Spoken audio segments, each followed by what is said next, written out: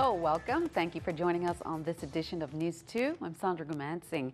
2 days before the candidates met with election officials on St. Thomas to get some clarity on a new campaigning law, but they ended up with more questions than answers. On Thursday night, sparks flew as the election board explained why the new electioneering law does apply to this election and what the details of the law technically mean.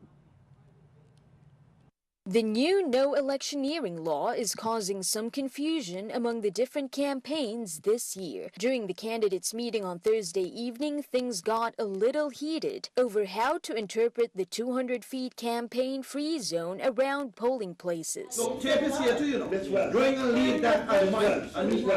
It's the first time the new rule is being implemented. The senators present at the meeting promptly distanced themselves from the recently passed legislation that's now being criticized as poorly written. Some candidates contend that the measurement should begin from the walls of the polling place. Last election, when we had one of the polling sites was within the mall, I don't think that it is conscionable for one to think that the boundaries of that polling site is the entire property of Tutu Park Mall, which is acres and acres of land. Joint Election Board Chairman Arturo Watlington, though, insisted that the law is clear. The 200 feet begins from the perimeter. It now says 200 feet from the property boundary line. So it was very, very clear. But even that still raises questions. Does perimeter mean the fence or the official boundary lines, neither of which, as of Thursday evening, have been clearly marked by election officials?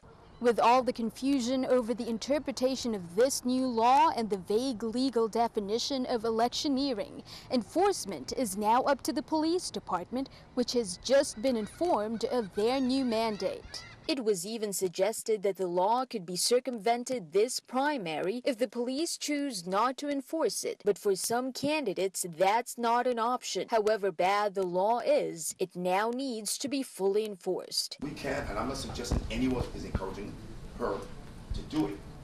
But if that's the law, she has to enforce the law. There's nothing else to add. Reporting for News 2, I'm April Knight. As you get ready to head out on Saturday, August 6th, make sure you know your polling places. And here they are on St. Thomas. The Charles Turnbull polling site will serve the Joseph Gomez, Eudora Ken, and Bachelta precincts. The Charlotte Mali Gym will serve the Oswald Harris Court, Winston Ramo, and Sibley School precincts. Gladys Abraham will serve that same precinct, while Cancrine will serve the Cancrine and Leonard Dober precincts. On St. John, there's just one polling place, and that's Julia Sproul. On St. Croix, the Alexander Henderson polling place will serve the Claudio Marco precinct. Educational Complex will serve Evelyn Williams, Eulalie Rivera, Alfredo Andrews, and Charles Emmanuel precincts.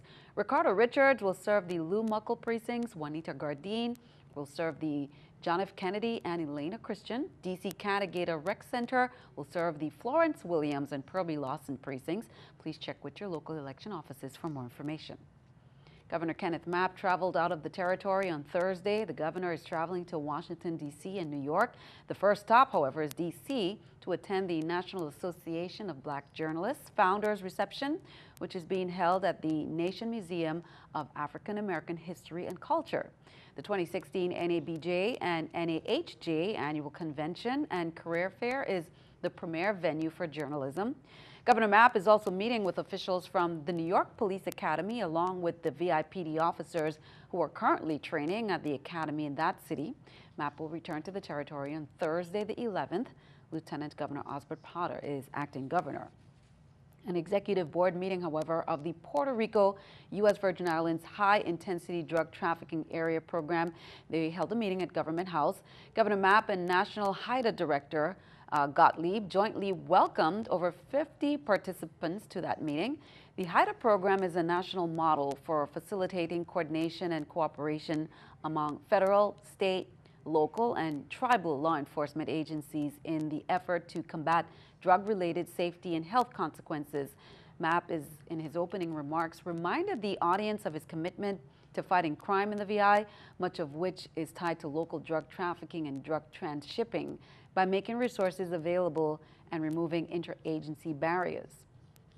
In other news, in a letter sent to Virgin Islands Water and Power Authority Executive Director Julia Reimer on Thursday, Senate President Neville James inquired about the status of contracts executed between the authority and its contractors and requested a timeline. The letter specifically requested information on the closeout of Phase 1 of the Christiansted Waterline Rehab Project and the continued deterioration of the road on Company Street, as well as other streets throughout the downtown area.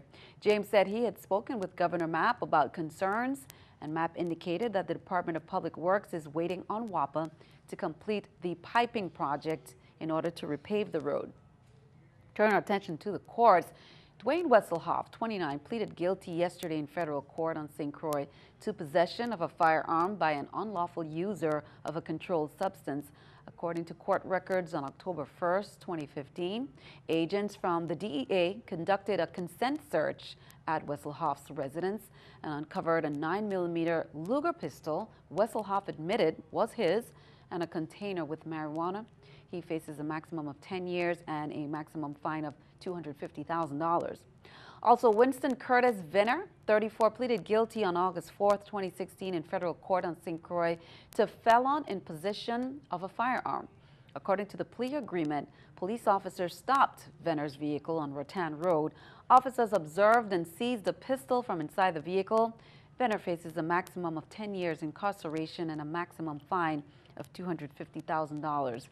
And just a quick reminder, Bunker Hill was scheduled to be closed today in order for the construction of the Family Resource Center to take place. There has been a change. The new date is Monday, August 8th, from 9 a.m. to 12 p.m. The Hill is a popular shortcut to town and into the waterfront. Now, the construction has taken place to allow for the delivery of a concrete for center expansion. Turn our attention to crime reports. On August 4th, at approximately 12:02 p.m., police officers were dispatched to investigate a foul, suspicious odor at an abandoned house in Estate Wim in Frederiksted, where a vagrant had been squatting. Here's more. Upon arrival, officers made contact with a concerned resident who lives in the area, who stated that he passed by the property, smelled a foul odor, went inside the abandoned property, and discovered a body. Upon further investigation, officers observed the deceased body of a black male individual in an abandoned house lying on a mattress. The forensic team processed the scene, and the Justice Department agents transported the body to the Wang F. Louis Hospital to be pronounced dead. During the investigation at the scene, it was unable to determine whether or not foul play was involved. This case has been referred to the Criminal Investigations Bureau for further determination. Donald Trump is making headlines again, but this time it's not for what he said, but for a rare reversal. This comes as Trump's poll numbers are sliding, and Republicans want him to focus on his opponent. Scott McLean has more. After a rough week on the campaign trail, Donald Trump should have had fresh ammunition. A $400 million cash payment the White House made to Iran. But the controversy over whether that payment amounted to ransom for American hostages was overshadowed by his own comments about a video that doesn't exist. The tape is of the people taking the money off the plane, right? Friday, in a rare reversal, he corrected his own error, tweeting, "The plane I saw on television was the hostage plane in Geneva, Switzerland, not the plane carrying $400 million in cash going to Iran." This likely won't help Trump's falling poll numbers. Two new polls show him trailing badly, one by 15 points, the other by 9. And in another hit, former CIA chief Michael Morell wrote in an op-ed, "In the intelligence business, we would say that Mr. Putin had recruited Mr. Trump as an unwitting agent of the Russian Federation." Republicans say Trump would do better to stay focused on Clinton's missteps, like this statement on her emails. Director Comey said that my answers were truthful and what I've said is consistent with what I have told the American people. Fact checkers have found that claim is untrue, but today she repeated it. That what I told the FBI, which he said was truthful, is consistent with what I have said publicly. Potentially more fresh ammunition for Trump if he can stay on message. In Washington, I'm Scott McLean. Meanwhile, keeping our eye on the economy, Subway has refreshed its logo to convey that its food is fresh. The Subway logo is now yellow and green without that dark border. A spokesperson says it's the first time the company has changed the logo in more than a decade, and it's the 6th time the company has changed the logo in its 50-year history. Other news, hiring has surged nationwide. According to the July jobs report, the U.S. economy added 255,000 jobs last month. That's the 2nd straight month of strong gains. Unemployment didn't change, however. It's still at 4.9%. Here's a look at the stock market watch at the New York Stock Exchange. According to the numbers there, everything up. The Dow 191, NASDAQ 54, S&P 500 up 18. Coming up on News 2, weather watching. What can we expect with all the rain over the weekend? That is coming up.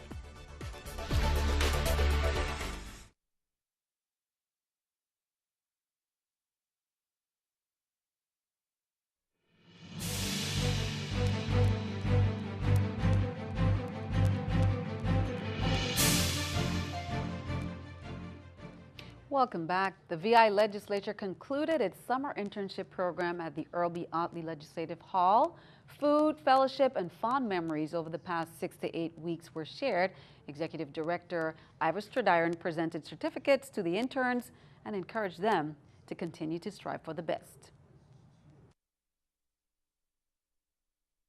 First of all, I hope you enjoyed your summer assignment.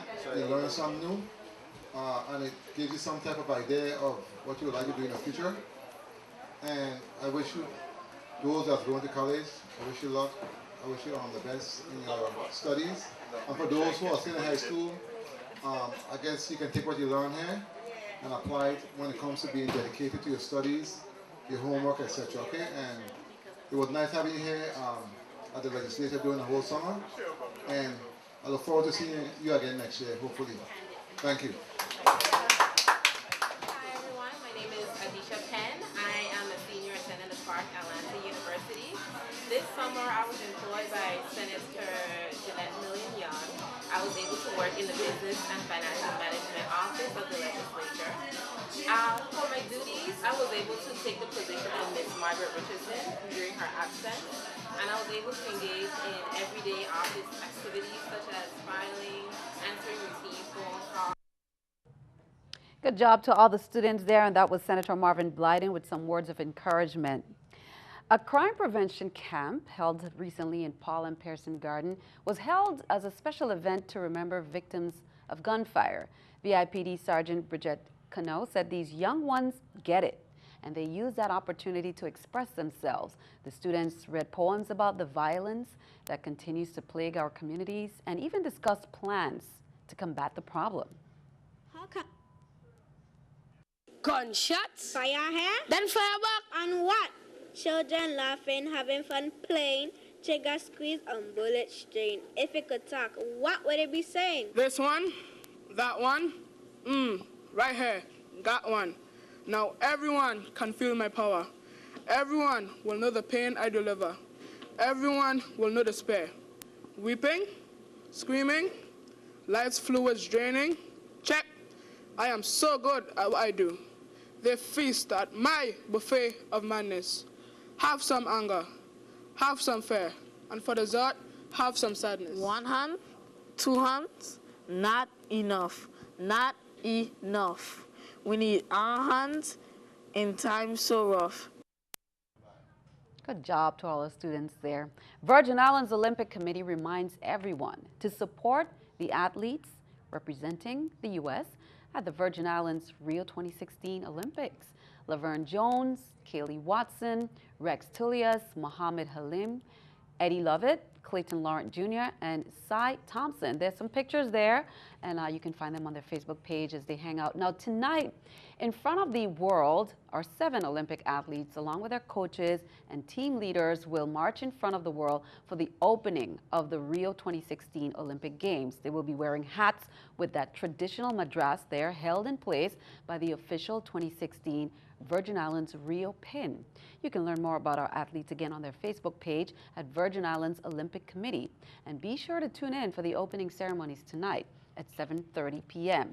Now, speaking of which, beginning tonight until August 21st, Innovative Cable TV is bringing you the NBC Universal's coverage of the 2016 Rio Olympic Games through multiple platforms. You can watch live TV coverage or live streaming. You can watch on any of the NBC Universal networks through the Rio app on the Watch TV Everywhere platform, or click on the link provided on the innovative webpage to access the Rio Olympic site. Now, you can watch the 2016 games on the following networks of NBC Universal: Bravo Channel 97, CNBC Channel 155, Golf Channel 126, St. Thomas St. John, and 127 St. Croix, MSNBC Channel 145, NBC Channel 11, NBC Sports Channel 40, Telemundo 58, USA Channel 95, and in addition, Innovative Cable TV will offer 2 specialty channels for Olympic basketball and soccer: Basketball Channel 44, Soccer Channel 45, and these specialty channels will focus solely on each of the respective sports. Again, you can use the Innovative website to access the 2016 Rio Olympic site and the Watch TV Everywhere platform. Brazil's hoping for a safe and secure official start to the Olympics, and military police have been taking over the security of foreign delegations. That started from Wednesday. Officials have held numerous safety drills to make sure the emergency teams are ready. Rosa Flores followed some security forces on their last rehearsal. Here's more. Military firefighters are called to duty for the final rehearsal of the opening ceremony of the Olympic Games. It's the last opportunity to test protocols before the main event, and the fire brigade colonel in charge of safety invites CNN to put them to the test. The first goal, he says, arriving to Maracanã Stadium from the fire station in 5 minutes.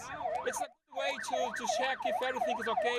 A few minutes in, military soldiers are along the route just as planned. The dozens of firefighters roll into Maracanã Stadium just in time, but And I already saw some stuff that I would like to see better at the opening ceremony. Like what? I think we need to have our motorcycles inside the caravan. He says motorcycles are key in the case of a roadblock because they can weave through traffic to provide first aid. But this is an interagency effort involving military, police, and the city of Rio. So you're waiting for the city to close the road? Yes, in 2 minutes. The clock ticks away, and the road is not blocked as planned. The firefighters communicated with the city of Rio, which is in the protocol, and asked them, can we step in and do the job for you? And that's exactly what happened. With the road blocked, the colonel makes his way around the stadium and points out one more thing. I will tell them the right position is on the left, not on the right. Emergency vehicles, he says, need to be parked on the left lane. As he completes the walkthrough, the ambulances and soldiers supporting the effort are in the right place. So far, so good, but as I told you, there is a possibility to get this better. A satisfactory safety drill on the outside. As for the rehearsal on the inside, that is a guarded secret. Rosa Flores, CNN, Rio de Janeiro. Turn our attention back here at home. Due to the weather, the one-night-only Caribbean comedy show that was scheduled for Saturday has been postponed. It is rescheduled for the following Sunday. The show features world-famous impersonators of the Godfather of Soul, James Brown and Stevie Wonder. That's at Paradise Point, 7 p.m. Portions of proceeds will benefit St. Thomas Civil Air Patrol. Again, the show has been rescheduled to Sunday, August 7th, same venue, due to the weather. When it comes to the weather, the experts are hard at work. A FEMA Incident Management Assistant team was in the territory this week for critical disaster readiness training with VITEMA and its Emergency Operations Center personnel. The IMAT provided local emergency managers with a comprehensive review of disaster readiness processes and concepts, including for documenting an incident, assessing damages, requesting federal resources, and for disaster declaration. Now, congratulations right there to the 19 St. John residents who recently completed VITEMA's Community Emergency Response Team, or CERT, Disaster Response Skills course. The course teaches fire suppression, basic disaster medical operations, light search and rescue. Now, the class is free. It's taught by instructors from VI Rescue, VI Fire Service, and VITEMA. You can contact VITEMA for more information. And take a look at the weather earlier today. This was the scene earlier today as showers and thunderstorms affected us due to a tropical wave that moved across the area. Across the coastal waters, seas were up to 6 feet and winds up to 20 knots were expected. Small craft should exercise caution across most coastal waters. Vitima advises motorists and all residents to proceed with caution as the territory is continuing to experience torrential rainfall and thunderstorms with a potential for localized flooding. Be sure to tune in for the latest on the weather forecast later in the newscast. We'll be right back.